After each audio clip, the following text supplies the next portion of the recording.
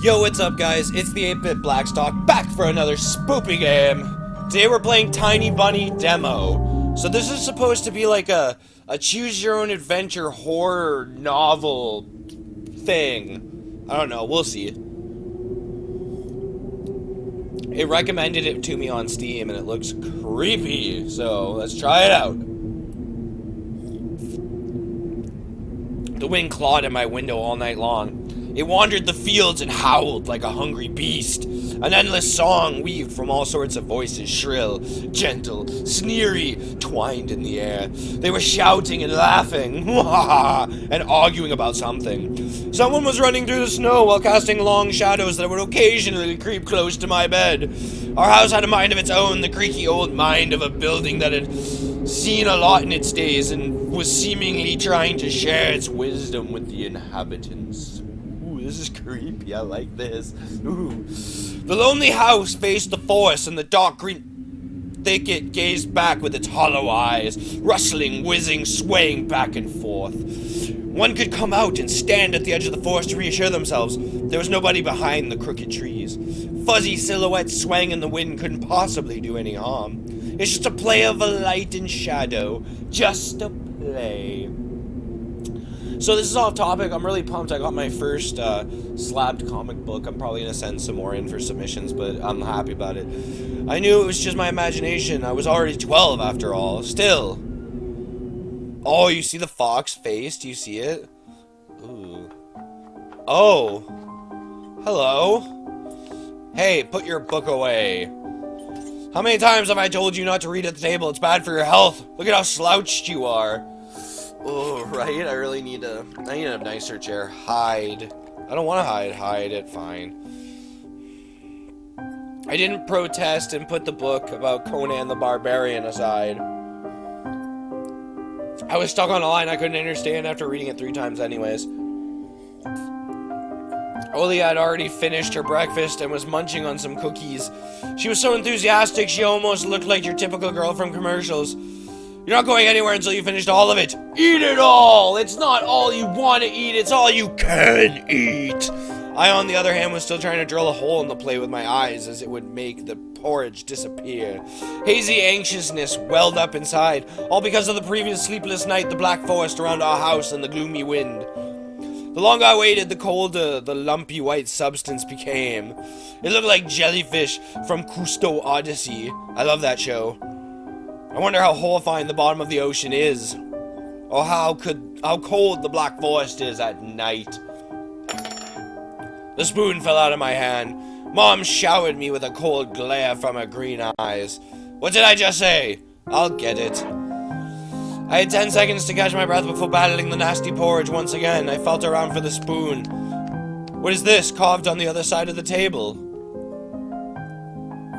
Karina? What? That doesn't say Karina, but okay. Ha, that's my mom's name. I guess she carved it with something pointy when she was little. She sure was a rascal damaging the furniture like that. She would scold me for a week if I did something similar, though. Should I remind her about it? No. She's been in a bit of a bad mood lately. I imagined her being my age sitting under this table. I wonder, was Mom afraid of the dark back then? Or the sounds coming from the attic? Or the thick forest? I imagine my grandma coming into my little mom's room, sitting at the edge of her bed, where Olia sleeps nowadays, and saying this in her soft, smooth voice.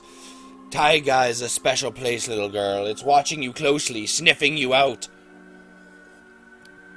Creepy. Trying to discern what kind of beast you are. If you're a good sort, it won't abandon you in times of trouble. But if you're a bad apple, it'll grab you by the side and drag you underground. And that would be it. Grandma was caring. She never fought with anybody. Never yelled, never swore. What a prude. No, I'm just kidding. That's actually really good. Those were the times without the maddening screams until late at night, without smashed dishes and mutual accusations. Our parents used to love each other back then. I remember listening in on one of their conversations by chance. They were talking about Grandma getting prepared for a funeral. She had already bought a casket, and she called it her cute funeral box. I waited for its time in the closet patiently. It was black, upholstered with meat upholstered with meat. I really should keep reading. Upholstered with meat-colored materials on the inside. Not upholstered with meat. I saw it when Grandma was getting buried. The house didn't change since the time she was alive, only all the photos were gone. Glass-covered pictures with the gray faces of my ancestors, they all had a deed but watchful look in their eyes. I crawled out from under the table. All that happened in 10 seconds? Okay, it's the 7th. Olia was done her cookies and she was looking at my share like a sly woodland critter. I turned my gaze toward the frosted window. There were a lot of dark pines outside, but they didn't grab my attention. The pattern of frost formed a picture on the glass.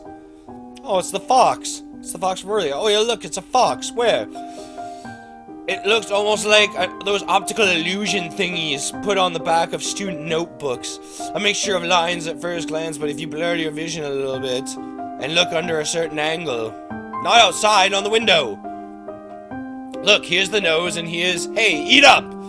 Yes, just a moment. God, Mom, I'm eating. Just give me a minute. I don't see anything. Hurry up. There's not much left. Ah, there it is. But it still doesn't look like one. And I'm telling you it does. Nuh-uh. It does. Stop it. These kids, I swear. Now I couldn't see the fox either. Oh. It disappeared. Went away. Only the frosty pattern similar to stretched out nettle leaves kept creeping on the glass. Oh. My dad entered the kitchen with long measured steps. I want to have a beard like his when I grow up. Same. Mom would always ask jokingly, "Come on, shave it off, it stings." This was so long ago. Nowadays, rumbling doors and witty comebacks were an everyday occurrence. Oli always covers her ears whenever she hears something like that. What's the point in all this? Through the wall. It's all for your sake, Dad would reply, for the sake of our family. I always caught every sound in fear of hearing the most dreaded, the deadliest word that started with a D. D-I-V-O. I don't even want to finish it. Aw, that's really sad. It was scary to imagine that me and my little sister could be torn apart and taken to two different families. Anyway, your fox is nothing. I have an owl on my window. You and your owl talk again. You said you believed me just yesterday. Has anybody seen my car keys? I remember leaving them on the windowsill. Right. Maybe you did and maybe not. You're a grown man, a father of two, and still... Oh my god, bro. Chill out. Karina, please stop. Oh my god, if her name ends in a she gonna give you a headache. I seen that in a meme one time. And yeah, just let me get ready in peace. Your keys are in the basket near the phone. Oh, so you moved them and now you're giving them shit. Aye. Well, thank you very much. Anton, stop making a martyr out of yourself and finish eating already. And the owl. There was no owl. But there was an owl, I swear. It had giant glowing eyes. Olia sprung up from the chair and placed her hands on her little face, imitating a pair of eyes with her fingers the size of an apple each. Last year, you had Baba in your closet, and now this owl. But I saw it. Olia shifted her gaze back and forth from Dad to Mom to me, but I couldn't find any support. Have you thought about befriending it? You know, like feeding it with imaginary mice? Don't bully our girl. She's just afraid to sleep alone because she's still little. Olia pouted her lips in rebellion and rushed into the hallway. The staircase that led to the second floor creaked. Mom gave Dad a strict look. Oh, that look in her eyes. It's so uncomfortable to be pinned under it.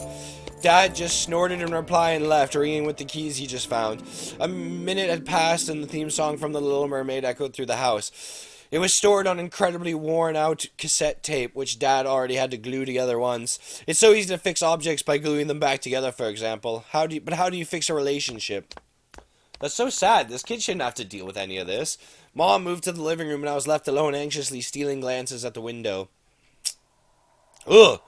Olia had trouble sleeping ever since we moved to this house. She would toss and turn and curl up into a ball under her blanket. Sometimes she would jump in the middle of the night and turn on the VCR. Cartoons helped to take her mind off of all the troubles we had with the move and our parents. Excuse me! And then Olia said she saw that giant flying monster outside her window. She became obsessed with it. Our parents did everything in their power. They tried every little trick to get rid of those ridiculous fears. Olia refused to sleep alone and didn't believe that the owl was just one of her nightmares. After tonight, I was unsure of what to make of my sister's word, what to think of it myself. Can nightmares be infectious? Oh. Just last night, I couldn't get a wink of sleep and ended up thinking of what to expect in my new school. There were a couple of days left before the beginning of new term. My imagination drew long, twisting hallways that led to a classroom full of kids, but all the students behind their desks were simply dark figures cut out using a template. This is creepy. This is really good too. I don't think the people who made this game are English as their first language, and this is amazing. Circular holes gaped in the middle of their faces, and pairs of eyes blinked inside those holes. It was as if some completely different creatures were looking at me from behind the flat black silhouettes. Their cruel glares, filled with icy sneers, made me shiver from head to toe. Will I survive here? Won't they gang up on me and beat me down? Stomp on me with their bloodied shoes? You need to stomp on them! John Cena! Dun, dun, dun, dun. Anyway, the damn school can burn for all I care. I just wished for anything to happen to it. Doesn't really matter what. I didn't want to go there that badly. I didn't want to see people who are just itching to smack me on the head, trip me up, think of a new offensive name for me, worse than the previous one. I've been called some pretty bad ones. I think the funniest one's probably dildo, but you know, whatever. My name's Dylan. I felt like glasses I wore made me an outside of some sort of a monster. Dude, you wear glasses. So many people wear glasses. Like, remember the episode of Arthur, when Arthur has to get glasses, and he's all worried about it, but then he sees that special with, what's the superhero's name, and he wears glasses? It's drawing on the wall. I couldn't consider myself a great artist, but Olia begged me to hang them. Drawing was the only thing that made me happy as of late. The small circle of friends I had also enjoyed my paintings, and they promised to call me from time to time. Sometimes I imagine Mom picking up the phone and saying in a cold voice, "You've got the wrong number." Or, "Anton is not around. Anton is not around." That's rude. I imagine my future classmates lying in their beds, just like me, listening to the howls of invisible werewolves outside their windows. Maybe my new classmates will like me after all. But who would ever like a boy with thick glasses? Are you serious? I mean, my dad used to wear glasses when he was little, and now he's married to the most beautiful woman on the planet, my mom. Oh, that's sweet. The house creaked, pressed by the wind. The condo we used to live in, a 9-floor concrete building, buzzed with the neighbor's drill, mumbled with the TV set from behind the wall, cried like a baby from the big family next door. Our current house, though I can't really call it new, was completely different. It was silent and easy going during the day. Its shadows lay dormant in the corners on the closet, cobwebs, and under the stairs. Stop that! But they all woke up during the night. Something was watching me from every corner. Hold on. My monitor can, like...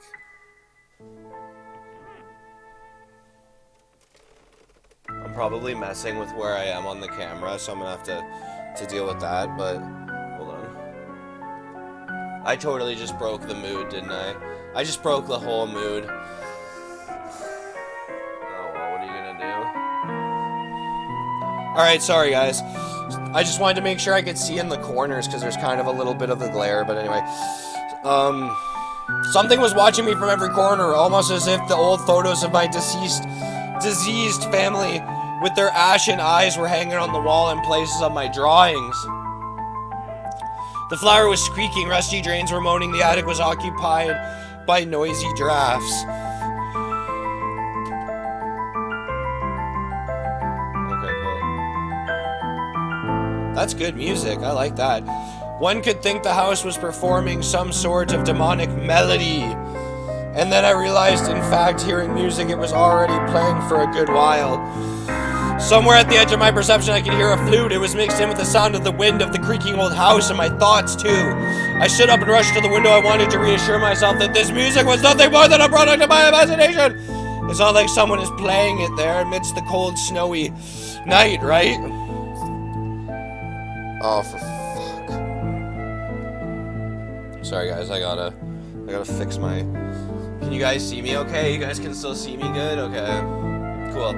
Alright, open the window, yeah. Someone was dancing in the field. Black silhouettes I could barely make out.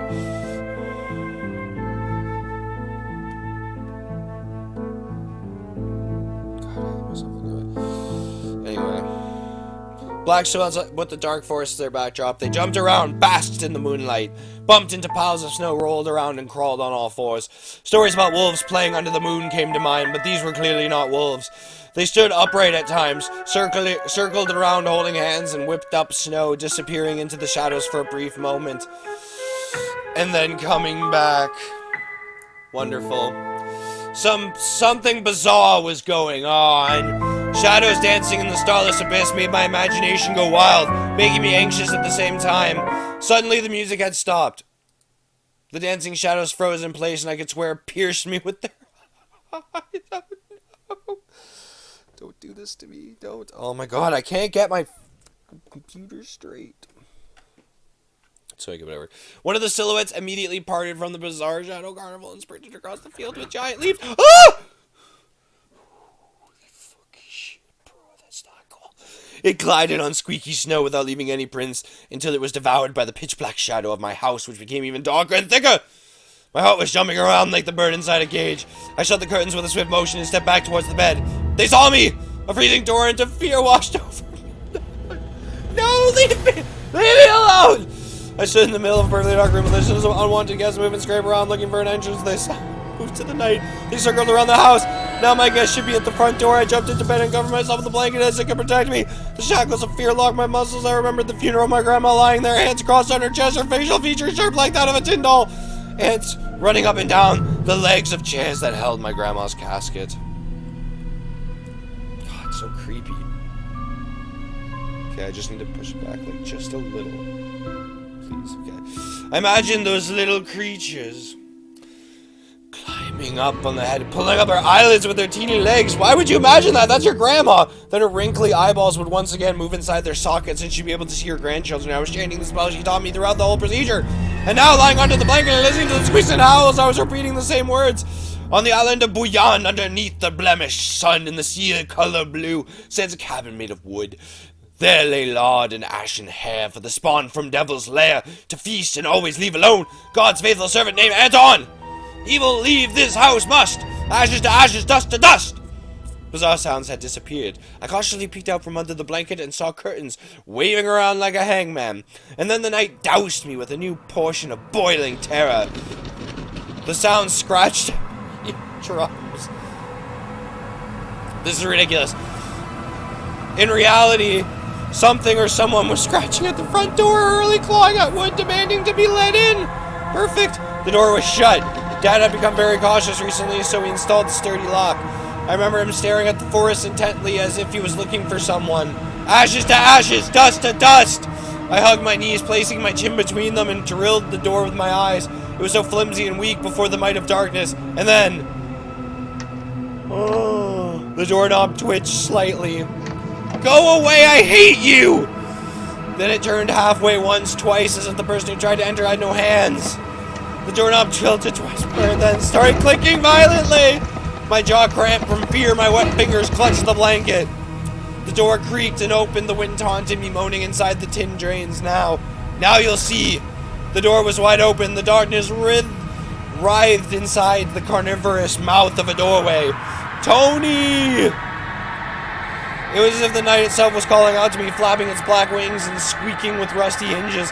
It was trembling and snared by the web of darkness that hung in the corners of my room, waiting for the one who weaved it to come out of the gaping black hole. Tony! My abdomen tightened and my chest rose up, ready to exhale a desperate scream, but before I was able to do anything, the darkness asked me, Tony, you asleep? Eh? Oh, my sister... My sister's pale face protruded from the thick shadows. I almost screamed from relief. Olia, I'm not sleeping. Did something happen? Olia frowned and stuck out her lower lip, a clear sign that she was about to cry. It's there again, staring at me. Shoo her away, Tony, please. I'm so scared. The fear that was tormenting me just a minute ago crawled away and hid somewhere in my stomach. I needed to calm Olia down. It was just a dream, silly. Don't be scared. Dreams don't bite. No one's going to harm you. Olia sobbed. She was trying her best to believe me. But was I sure myself? I have an idea. Let's go to your room and watch the video Sleeping Beauty, for example. You like that cartoon, don't you? Why does the Sleeping Beauty have a prince and I have this scary bird? The question took me by surprise. Alright, let's watch Cinderella. My thoughts became tangled, fuzzy. What was that? What studied me with its eyes while dancing feverishly under the moon? The darkness was clinging to the window, and it couldn't be fooled by Grandma's old chants. It couldn't be satisfied with a feast of lard and long ashen hair. Tony, you coming? Yes, just a moment. Ah!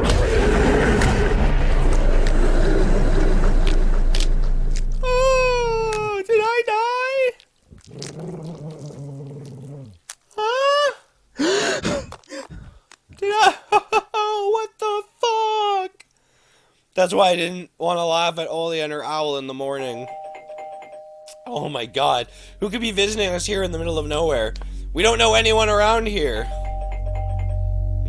So persistent. I felt extremely unsettled just from a silly thought that our morning guest could have come from the woods. I could barely hear voices coming from the front door. My mind was urging me to hide. In the closet, under the table, behind the curtains where Olia always hides. Tony, come here. I felt like kettlebells were tied to my feet but still dragged them towards the hallway. Oh no. A couple of policemen towered over me in the doorway. They smelled like frost and worry. My mom always winced and grumbled the moment she saw patrol cars. Worse than bandits. At the moment, though, she looked somewhat confused. Hello. The senior officer, who wore a grim expression, nodded. A boy had gone missing yesterday. His name's Vova. Look at this, please. Have you seen him? The policeman held out a photograph to me. Oh, wow. That's so cool. There was a ginger boy around the age of elementary school pictured with a wall carpet as the backdrop. He had a striped cat in his hands and wore a wide smile. No, I haven't. Are you sure? Look closely. Where would I see him? I don't know anyone around here. Where would I see him? I don't know anybody around here. But I barely leave the house. Well, maybe you've seen him from the window? That's right, your window looks straight at the forest, don't they? The window. Ooh. No, I haven't seen anything. I see. He sounded tired, but his eyes, his stare, long and heavy, was full of suspicion. I squirmed unwittingly under the weight of guilt which his giant shadow cast over me. The policeman finally tore his eyes from me and glanced over the hallway, the stairway, and the cracks in the ceiling, which I haven't noticed before some reason. How do you like your new place, by the way? Getting used to it? Bit by bit. It's just our little daughter misses the city a lot. Misses the city, huh? Have the locals been treating you well? Yes, everything is alright, thank you. The policeman pierced through me one more time with his gray eyes. My head started spinning. Can I help you somehow? I asked that in a shaky voice to look like a polite boy and to end this unpleasant conversation sooner. Now that I think about it, you look just like one of my nephews, little fella. He's a witty boy around your age, wears the same type of goggles, haha. Always engrossed in reading those mystery novels. Told me he wants to enroll in police school when his family visited this summer. Wanted to help other people just like me, see? I felt uncomfortable, as if a distant relative and not a police officer stood before me. You know what? Little boys like you should stay at home, steer away from trouble. The times have changed so much. Mom interjected in a cold voice. You don't say. Oh, well then. What grade are you in, Tony boy? 6th. Have you made any friends here so far? Not yet. I'll be going to school for the first time after the break. And then I'll leave you... then I'll leave you my number just in case. Call me if you have any new info. Alright. The policemen were gone, along with their shadows. Oh, I didn't read that. His face still stood before my eyes. I wondered what it was like for him being all alone there. For some reason, I thought of the forest swaying in the wind. What did his poor parents feel? And what would my parents do if I'd gone missing? Would they cry and thrash around hysterically, or would they accuse each other, like they always do, and forget about me eventually? Mom, this Vova, did he go missing in our forest? Seems like it, poor child. I looked out the window at the road. The police UAZ drove off towards the village. The officer's nephew came to mind when I was splitting off old paint from the windowsill. I remembered all the teenage mystery novels from the Black Kitty series I've read this summer. Your average boys and girls investigate all sorts of mysteries there. They looked for clues, spied on suspicious people, and after a set of amazing adventures, bam! Solved any complicated cases. Cases. They became local celebrities and must have made their parents very proud. I noticed a trail of policemen's footprints that led to the forest, and then it clicked in my head. Why don't I start an investigation of my own? Maybe I'll find that lost boy, and I'll get a reward. Olia will be so happy. And not only Olia, Mom and Dad too. Maybe they'll even forget about their quarrels for a while. Maybe I'll even save us from the D word. Aww. I fantasized about buying Olia a Tamagotchi and getting a cassette player and a bunch of tapes for myself. Aww. And a whole box of Kinder Surprise. Oh, I still have an old Tamagotchi in the packaging. When was the last time our parents bought us any toys? Last autumn, I think. My dad had lost his job at the time. There's that annoying song about it. I had little to no idea what the accountant's job like. They count money, I think. Neighbors used to envy us. But nowadays, Mom and Dad barely had money to afford sweets, and Dad would always divide a single chocolate bar between me and Olia. Sometimes I gave her my share, too. No matter how much I wanted to eat sweets, she was still just a pipsqueak. I couldn't wait to go out looking for clues. I'm going outside! Yeah, right. You want the police to go around with your photograph next? The forest is so thick. What if that boy's snatched up by wild animals or something even worse? Even worse, I go through the hallway. I won't go far. I'll stay away from the forest. Did you hear what I said, or should I repeat myself? Better go pack your school bag or play with Olia. The sound of splashing water came from the kitchen. It meant that the argument was over and Mom had the last word. The dark, stuffy closet. Mom says it smells like mice, but how would she know, though they're small? She hates when I stick my nose in there. She's afraid I'll cut myself on the finely sharpened act. Can't even be lured close to it. She thinks Bye-Bye is living in there. I tried to help her fight her fears once. I opened the door and turned on a dim lamp so she would see that there was nothing but cobweb dabs, tools, and scratched walls. She still didn't believe me, and I died in the closet and listened to Olia count outside. 1, 2, 3, better hide from me. And then drag her feet on the creaking floorboards, hoping that she wouldn't need to look for me in the cramped monster's den. Okay, I can go to the kitchen or the front yard.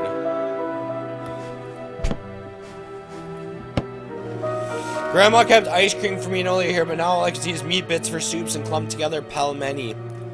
Okay. Turn back. What's this? What's this? Oh. The side of an ocean freezer was checkered with my childish drawings, Mom's receipts, and all kinds of stickers from bubblegum with dinosaurs that Olia likes so much. Among that still life picture hung a piece of ruled paper with the phone number of the police officer who visited us. First Lieutenant Tikhonov.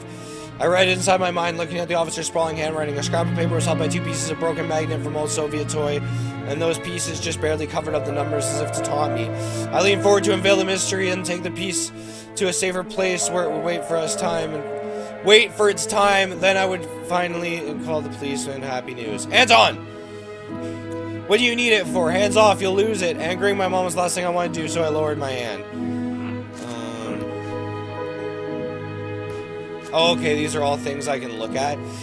The decrypt and stain-covered calendar was once my favorite form. I remember waking up, running to the kitchen so I could tear off yesterday's leaf first thing in the morning, as if the coming day would get lost in the taiga forest without my help. One day closer to New Year's, one day closer to Grandma's funeral. I haven't touched this calendar for years now, since the time they started writing dark and spooky death chants that only made me gloomy instead of funny proverbs and superstitions, to be exact. I grabbed the dusty calendar leaf without caution and tore it off effortlessly. Sadly, the spooky descriptions from my childhood was still there. 7 horses carried the log. If 7 can't carry, bring the 8th from a fairy. They will take it away and never come back. This is the fate the log cannot escape. I crumbled the great leaf and threw it into the waste bin, hoping to get rid of anxiousness that washed over me. It was spreading inside me like an ink stain on blotting paper. Has declared a state of emergency due to adverse weather conditions. According to weather forecasts, a cyclone is moving toward the region. Expect heavy snowfall, blizzards, and snowdrifts on the road. Keep your eyes open and take care of yourselves. I took a peep at Mom's crossword. She would get very angry if someone gave her advice, so me and Dad faked knowing the answers and being about to reveal all the time. I smiled at the fleeting thought. Oh my god. Vertical, 9 letters. The name of the Philistine deity that protected them from viper bites and had nicknamed the Lord of the Flies. Second letter is E. Is that going to be a thing? Okay. Anton! I'll whip you if you make a single step out the door. Okay. Get your ass out of the closet immediately. Oh my god. Olia was in the succession line bit too. Oh, is there other stuff I can see here? Oh, there's a bunch of stuff I can look at. Okay. The cross had been so many people had come across this house. It was black as it absorbed all human sin from the long years that had been hanging under the ceiling. After Grandma died, Mom was going to take it off and hang a horseshoe in its place as a lucky charm, but she cut herself with a cross, sharp corner, and almost fell from the stepladder. Dad called it a sign from above and ordered the cross to be left alone in its rightful place. Okay. My parents prohibited me from making long-distance calls, but from time to time I really want to hear my old friends. Sometimes I would just pick up the phone, listen to the low hum of the zoomer and the distant crackling, imagining the wind howling on the Iceland chords. Okay. Okay, so I can't go to the front yard. All I can do is... It was difficult to lie to Mom. There's no other way for me to run away from home. Mom, something's wrong with the TV. The picture is dim and there are stripes all over the screen. Mom's face became visibly distorted. Oh, you're killing me here. So have you had enough of shooting those stupid ducks now? Told you the kinescope will go dim because of your console. Where will we find a TV technician in this hole, huh? Maybe it's just the settings. Please go see for yourself. Strange. It worked fine in the morning. Maybe the snowfall caused it. Mom rubbed her hands clean on the apron and went to Olia's room. Oh, snap. Now I can leave. Peace, nerd! I opened the front gate and went to the field carefully so Mom wouldn't see me from the window. When I crossed half the distance towards the forest, the snow piles became as high as my knees. I remembered my nightly fears. I saw those silhouettes around here. They were jumping around, holding hands. That hypnotizing music started playing in my head all on its own. In the light of day, those distant figures felt like a simple dream. The sun turned my nightmares to ash, but the aftertaste was still there, distant ringing in my ears, distorted shadows crawling on the snow alongside me, and a barely audible whisper in my head, blurry and almost kind. Everything was silent, so silent I felt the world was totally empty. No ground, no sky, no parents, no Olia. The time reached its limit, a one-way trip that ended at the forest's piney stock dig. Sometimes silence was much scarier than any scream. Our parents would scream at each other while arguing, and both me and Olia turned to stone listening to them. But then always came the ringing silence. Our apartment became numb a couple of days before we departed. It was hard to remember the last time Mom and Dad joked around, laughing, or spent time together, almost like all of it was in a previous life. When they kissed with Olia present, she always frowned and snorted in a funny way. But one day it all changed. Something important had left our home, and something scary filled the remaining void. It was as if a fire broke up and our parents were hurriedly packing our belongings, trying to save themselves and us. From whom, though? From the people with dead cold eyes who sometimes visited us in our previous home. The eyes that only saw balls of worms on the black ground and everything. And somewhere far away a siren was going off, trying to warn us of the coming menace. I shuddered, chasing away my delusions, and looked around. There were only me, the white field, and the wind that was whipping up icy dust and belts of powdered snow. I squinted from the sun and turned my eyes to the sunless forest. It looked especially dark in contrast with the blinding whiteness.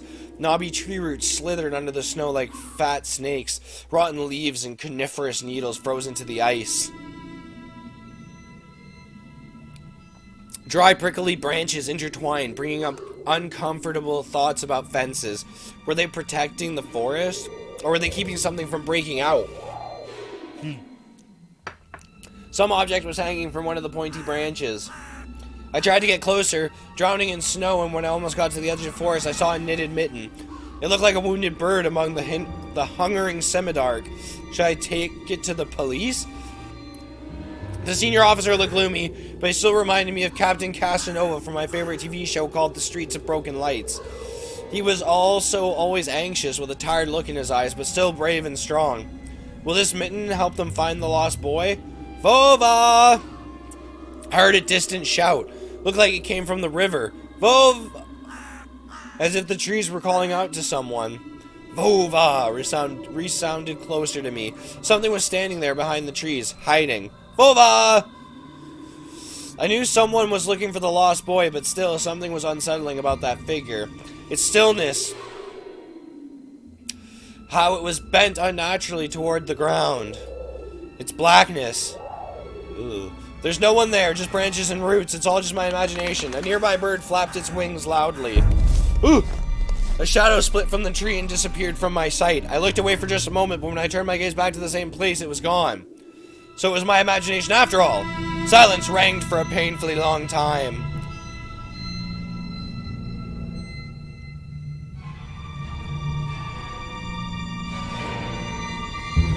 My muscles were tightly sprung, my heart was beating somewhere in my throat. Any noise, any little movement, any small whisper from the thicket, and I'd sprint, but nothing of the sort happened. I looked at the mitten once more. I'm gonna take the mitten. I decided to take the lonely mitten from the branch. Bova! Ah! A shout rumbled across the field and is off in the distance. No echo, no hope for a reply.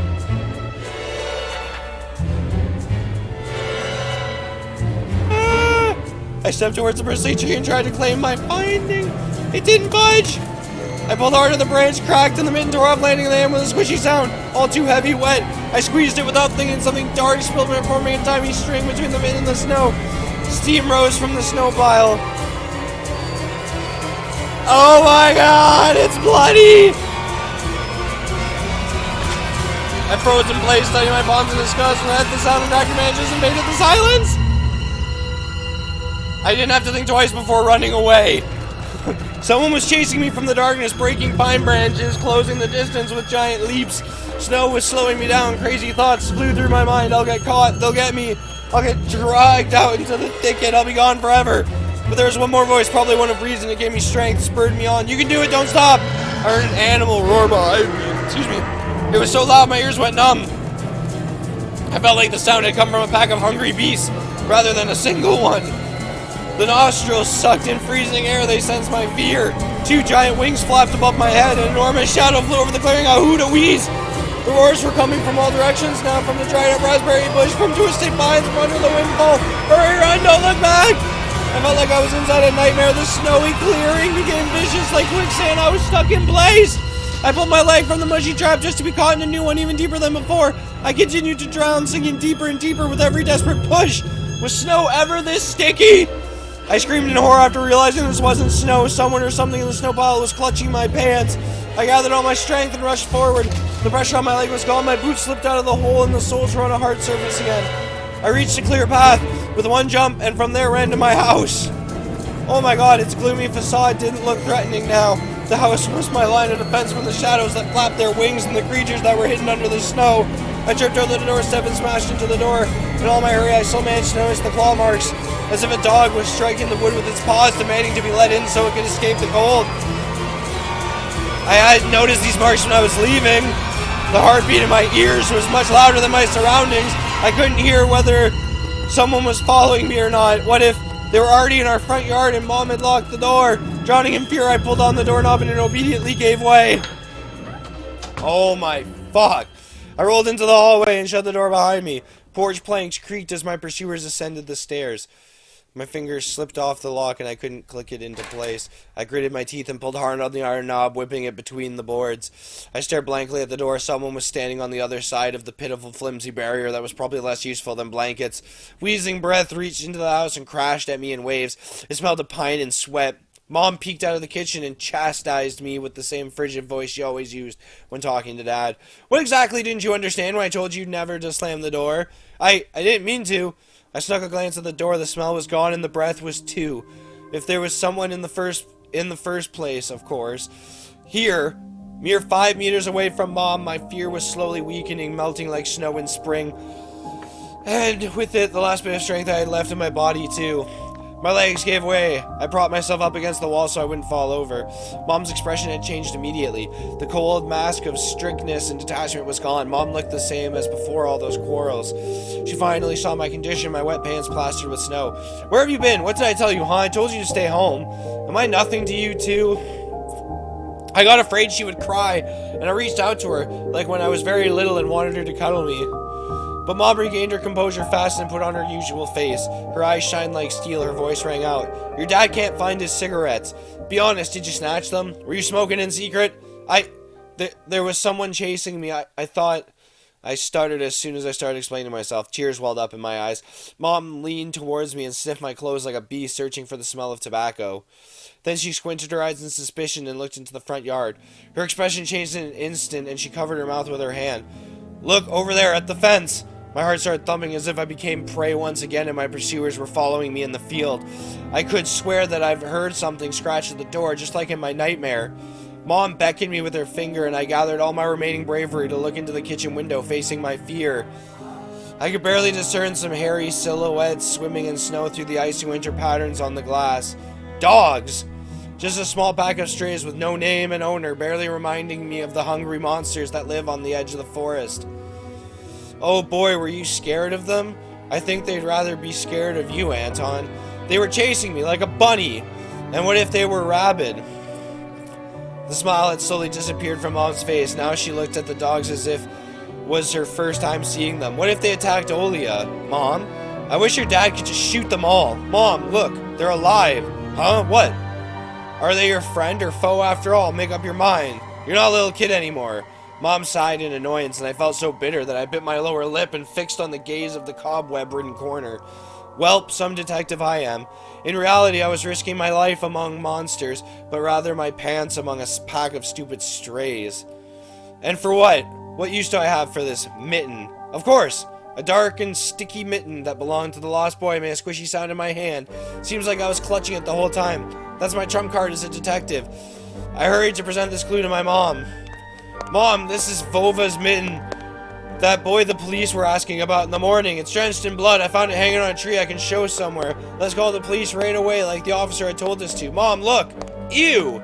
A shadow of doubt slowly crept onto Mom's contorted face, as if she were trying to remember something distant, like someone tries to remember their dream but the image slips away. Stop it! This moment! Olia will go insane if she hears you. She already has trouble sleeping and whines all the time.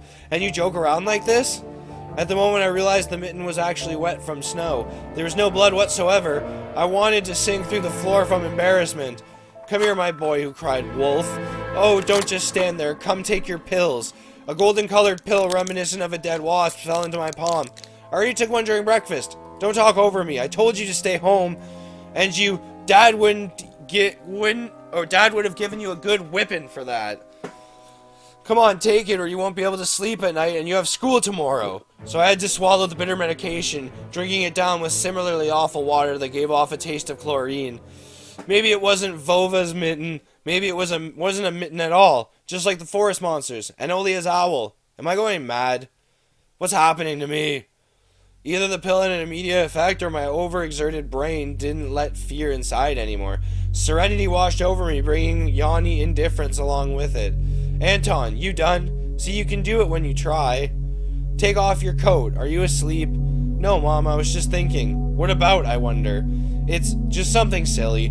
Mom scrutinized me with suspicious eyes, as if she wasn't sure she was looking at her own son. Excuse me? Her own son. Was sure she was looking at her own son and not some doppelganger that came from the forest. Oh no. Is everything alright? You had the exact same expression when the policeman asked you about the window. I'm alright, Mom. She heaved a deep sigh. Fine. It seemed like the house had changed. The sofa's fabric had become discolored. Fingerprints appeared on the bathroom tiles. The light bulbs also felt different, dimmer and yellower. Even the saliva inside my mouth had a different taste. Okay, weird. A melody from Aladdin could be heard from the upper floor. Olia was done rewatching her favorite Little Mermaid episodes and switched to her tapes. I slowly changed into my home clothes, stopped before the sink, and studied my reflection in the mirror like I was trying to solve one of those spot the difference puzzles. Then I went upstairs. Jafar's and Lago's voices died down. I walked past Olia's bedroom and slipped into my own. One of my drawers was empty. I hid the mitten there. Okay. The simple action drained the last bit of strength from me. I sat on the bed, and only then I noticed there was something behind the curtains. My tired hand dropped to the sheets. Whether it was due to medication I took or stress I underwent, the room began to contort as if the wind was blowing the walls out like a pair of sails. The room's corner bent and unbent. The only stable thing in the whole room was the figure between the windowsill and the curtains. A flimsy piece of cloth was stuck to my hidden visitor, just like a savant of sorts. Olia? Who else would be standing there? I stood up and licked my dry up lips. Yeah, Olia, it's so funny. The silhouette was unmoving. It was enveloped softly by the curtains, as if there was a thick layer of darkness there, not a human being. I reached towards the curtains. Ba-dum, beat my heart, controlled by medication. The wind sang in the field with a chorus of voices. For a second I wanted to return to the bed, just lie down and watch the person behind the curtain, knowing full well they were looking back at me. They're looking without blinking, waiting for me to fall asleep. Plastic rings rustled against the holder while I pulled open the curtains. Gotcha!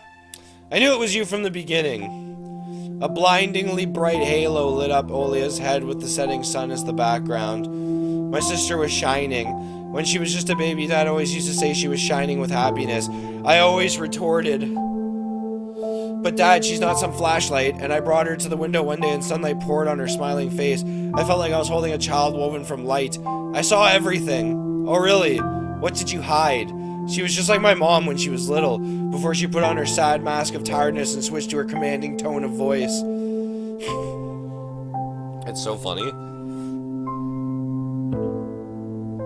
It's nothing, just... Olia ran up to the table, her eyes round, and asked, "You stole something and hid it there." Did I? Is that what I did? Are you a thief? What? Don't be stupid. I didn't steal anything. A clear image came to mind, the mitten hanging from a tree branch. Yeah. What if I did steal it after all, from the forest, from the tilted figure standing behind the black trees? Olia could be selfish and stubborn when she wanted. Then show me. Swear that you won't tell anyone, then I'll show you. Olia wore a plotting smile. I swear on Mom's heart.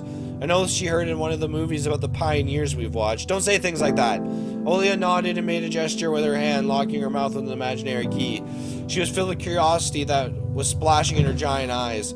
I opened the drawer and Olia leaned in, holding her breath. It looked like there was not just a simple mitten, but some sort of exotic critter. Is this someone's mitten? She said that as if she couldn't understand what she saw. A certain boy lost it and got lost himself. Now you do understand how dangerous it is for kids to wander into the forest, right? He must be really cold out there. Will they find him? They will. The police are going house to house, showing his photo to everybody. Olia traversed the room with care and pressed her tiny palms against the window. And why are they going to houses and not the forest? Are they scared? The question caught me off guard. The police aren't scared of anything. Yeah, right, flashed in my clouded mind. Did they really check every nook and cranny where darkness, cold, and whispers of icy branches dwell? If that's the case, how did they miss the mitten? Or did that appear later, for me? I changed the topic as if trying to get Olia as far as possible from the forest thicket. We may get a reward if I go and find this boy by myself. A lot of stuff like in Field of Wonders. Sounds cool, right? Olia wasn't listening to me. She was piercing the forest with incredibly adult eyes, uncharacteristic for her. What if the owl got him? Nonsense. An owl won't be able to lift a human. But you know what? I was picking my words with utmost care. I forced them out of my overexerted brain. Stay away from the forest. I think it's how should I put it? It's cursed or something. Just like in a fairy tale? No, not like that. More like in that spooky tape Mom and Dad are hiding from us. Olia shivered and stole a glance at the window. I saw you running away. Someone was chasing you. No, it's just I was hurrying back home so Mom wouldn't worry. As I looked at my sister, my heart was tearing apart. She was so fragile, it was so easy to stifle her light. A gust of wind and her small fire would be gone. You're so lucky. Mom won't even let me go outside. I'm like a princess in the tower, can't go anywhere. I'll die from boredom here. You're wrong. No one has ever died of boredom. And you have me and your cartoons, and Mom and Dad will be good to each other soon. You know what I would wish for my next birthday? I'd wish for Mom and Dad to turn into children so we could go play together like we used to. Aw. Yeah, and if you'd make them as small as bugs, we could place them into a little bottle. Olia giggled and tugged at my sleeve. Tony, let's go watch Aladdin. Fatigue won over my desire to be with my little sister. I was washed over with some sort of heinous apathy. I'm too tired, I don't want to. Come on! It's so boring alone and Mom is always busy. We can pick a cartoon you haven't seen before. I know all of our tapes by heart at this point. Not all of them. You haven't watched Peter Pan. Remember how you fell asleep in the middle of it? And so much happens after that. Let's go. Maybe a bit later. Should I tell you how it ends? Let's leave that for tomorrow. I won't tell you tomorrow. I know, let's play hide and seek. No, Olia. Then draw me a dino. Olia, please. Draw it. Will you leave me alone already? Aw, I blurted it out without thinking, and then I was immediately taken aback. I'd never screamed at my little sister like that. Olia stared at me in shock. Her lips started trembling, a precursor to tears. My chest was seething with disgust and embarrassment. What's happening to me? I hurried to prevent Olia from crying. Alright, you win. Let's go watch cartoons for a bit. I don't wanna. I came up to her, put my head on her soft... Let's go. Let's go watch Peter Pan. Boo! You'll fall asleep again. I smiled and lifted her chin. Her eyes were wet and felt bottomless. I promise I won't. And I'll draw you a full triceratops later. Hooray! Triceratops. Well, close enough. Olia rubbed her eyes with a sleeve on her pajamas and a shining smile returned to her face. I'll go ask Mom for condensed milk and bread and you rewind the tape.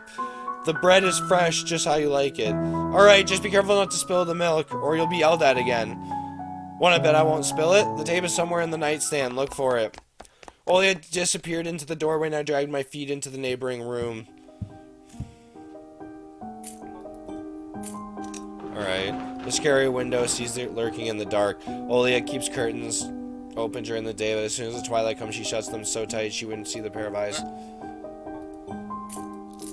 A piggy bank. Olia saving money for a real puppy because Dad said that taking care of him will take a lot of money. Olia's countless toys. An old teddy bear is the main attraction here. Olia doesn't sleep without it, and she digs her nose into its fur when she sleeps. What else is there to look at? Nothing. The old photon TV was gathering dust in the corner. All that was left was clicking the button on the front panel. The tube warmed up and familiar white noise started bouncing on the blank screen. I almost reached out to turn on the VCR when the noise calmed down and a blurry image appeared for a moment. It was a dark taiga forest just like the one outside my window. The picture split the screen in half. Something creepy resembling human speech was coming out of the speaker. Just a few moments later, the scenery was again overshadowed by noise. Did I catch some rogue signal? Local TV stations only really showed Soviet cartoons, and even that was pretty rare, and only just recently I used to always watch Robotech before school. It was so awesome.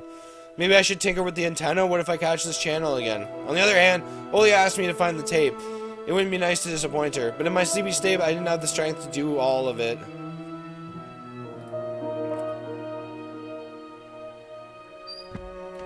I sifted through the shelves full of dolls and blue hippos from Kinder Surprise. I found the tape I needed thanks to its shabby spine. Predator! I got the black rectangle from its box. Oh, I got an achievement! Neverland! The tape inside it rustled while rewinding in the beginning. This rustle was lulling to sleep. Drowsiness attacked me while I was squatting before the TV. Images whirled in my head, me and Olia flying above the forest, tumbling in the soft clouds. My little sister is laughing, but her smile becomes more and more forced with every passing second. I noticed that the clouds underneath us part, bearing the bristly pine tops. Swampy darkness slurped among the trees. The winds are no longer able to hold us in Olia. You haven't started without me, have you? My sister brought the tray with unevenly cut bread and a whole can of condensed milk. I rubbed my eyes. No, come sit. Mom and Dad are arguing again. They're both going through rough times. Rough times are lame. Rough times are lame. On the screen, Wendy was hiding Peter Pan's shadow into the dresser. Olia was entertained by the cartoonish dog Nana. Maybe Mom and Dad will buy us a dog too. Yeah, right. I'll have my own dog in the Neverland, and a cat, and a parrot. Olia smeared a slice of bread with a thick layer of condensed milk and handed it to me. Have you lost all of your baby teeth? Obviously. Olia frowned, deep in thought. Peter Pan has baby teeth. What if they won't let you go to his land with adult teeth? We'll think of something. We'll ask Dad to alter your age in the passport. And why would Dad forge documents? Olia took a bite from the sandwich and started talking with her mouth full. I heard Mom say that he did that before. You'll grow ears as big as Dumbo's. Olia got worried and touched her ear. I smiled to myself. My little sister was silent now. She just devoured bread, watching the adventures of Peter Pan, Tinkerbell, and James Hook. As if she got sucked into the fairy tale Neverland. To be honest, I always imagined myself there in a land where no one ever ages, where no one argues over little things, where no one listens to fights and the sounds of broken plates at night. It felt like I was dreaming with my eyes still open. Then my sister's scream pulled me back to reality. Tony, shut the curtains fast. Why? No one's watching you. It's dark, and when it's dark, the owl comes. I'm scared. Get out of bed, fighting my drowsiness, and close the curtains. I did my best not to look outside toward the treetops, toward the taiga forest, which seemingly drew closer and closer. Of course, it was just a visual effect from the shadows of branches scraping the snow. Tony, Mom thinks I made the owl up. And Dad, too, thinks I'm a liar since I'm small. But the owl exists. Honestly it does. You do believe me, right? That it comes every night and I swiftly grabbed Olia's hand and looked her in the eyes. I was trying to transfer at least some of my courage and determination. But did I really have those qualities? Yes, I believe you, all right? And don't nag our parents about it anymore. They're already dealing with a lot. So they'll just get mad at you. Come and tell me if anything happens, and don't look out the window. But it wants me to look. Doesn't matter. Act like it doesn't exist and never existed. Like it's made up, just like Mom and Dad said. It'll get tired of waiting and fly away. This has been so cool. It was madness, but after everything that's happened recently, I was more and more inclined to believe Alia's owl existed. Cool. We followed Peter Pan's adventures as if nothing had happened, as if the forest didn't kidnap kids, as if our parents weren't tearing each other apart bit by bit. Captain Hook was running away from a crocodile, and Captain Pan was headed to London on a gilded sailboat. By some miracle, I lasted longer than my little sister. Olia's eyelids had dropped. She started snorting lightly, resting her chin on the side of the bed. I stood up and left Olia's room. I was looking out the window studying the field when Mom peeked into my room. Enough playing around. It's your first day at school tomorrow. Go to bed. You should sleep properly. You don't want to be teased for being sleepy, right? Nah. Adults think everything is so simple, as if sound sleep would ensure my classmates would like me. I covered myself with a blanket up to my neck and listened to the house humming, to something invisible rustling in the corners. My inner voice had a question for me. Do I want to hear that mysterious flute again? Yes or no? Maybe it's just a part of growing up and I can't fully understand my own desires. The forest wailed behind the barrier that was my walls.